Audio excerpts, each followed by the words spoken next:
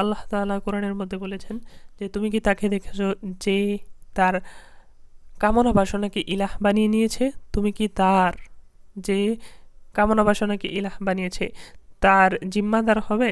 রাসূলকে জিজ্ঞেস করা হইতেছে। এর মানে আল্লাহর রাসূল কখনোই তার জিম্মাদার হবে না যে নিজের কামনা বাসনাকে ইলাহ বানিয়ে নিয়েছে।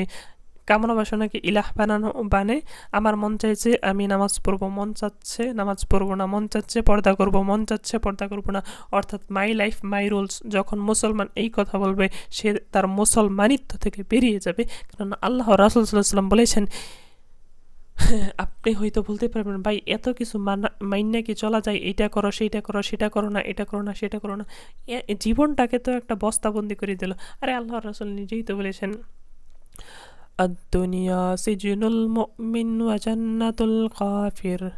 এই দুনিয়া হলো মুমিনের জন্য কারাগার। তুমি যদি বিশ্বাসী হয়ে থাকো, তুমি যদি মুসলমান হয়ে থাকো, এই দুনিয়া তোমার জন্য কারাগার, এবং কাফিরের জন্য ওয়া জান্নাতুল কাফির, এবং কাফেরদের জন্য জান্নাত। কাফেররা এইখানে দুনিয়াতে যা মন চাই তাই করবে, মন চাই জিন্দেগি তারা লালন করবে, পালন করবে, মনে যা চাই খাও দাও ফুর্তি করো, দুনিয়াটা মস্ত বড়, মাই লাইফ মাই রুলস। এইসব মুশরিকদের কথা, কাফেরদের কথা।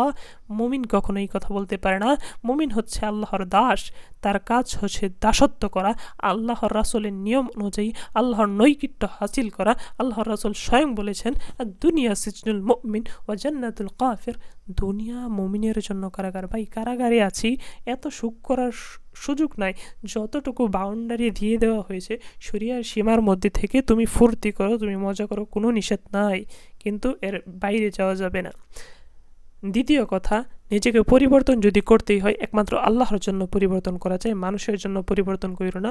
যদি নিজেকে মানুষের জন্য পরিবর্তন করো পদে পদে কষ্ট পাইবা, পদে পদে কান্না করতে হইব, বালিশে মুখ গুজে এত কান্না করতে হইব, মনে হইব এইসব কেন খালি আমারই সাথে হয়, শুধু তো তোমারই সাথে হবে, কারণ তুমি তো পরিবর্তন করছো ওই ছেলেটার জন্য, ওই মেয়েটার জন্য। যদি মানুষের জন্য, সৃষ্টির জন্য তুমি নিজেকে চেঞ্জ করো, তোমার পরিবর্তন তো থাকবেই না, বরং তুমি নিজেকে বন্ড হিসেবে প্রকাশ করবা মানুষের সামনে। স্রষ্টার জন্য পরিবর্তন হও, সৃষ্টির জন্য না। যদি তুমি স্রষ্টার জন্য পরিবর্তন হও, শত শত সৃষ্টি তোমার জন্য পরিবর্তন হবে। দেখো বোন আমার, যদি তুমি একটা ছেলেকে দেখে নিজেকে পরিবর্তন করতে চাও, ওই ছেলেটার 2 দিন পর কী অবস্থা হবে জানা নাই, কিন্তু তুমি যদি একমাত্র আল্লাহর জন্য পরিবর্তন হও, শত শত ছেলে তোমার পিছনে লাইন ধরবে যে আমার এইরকম একটা দিনদার মেয়ে চাই। সুতরাং বোন আমার, পরিবর্তন একমাত্র আল্লাহর জন্য হওয়া চাই।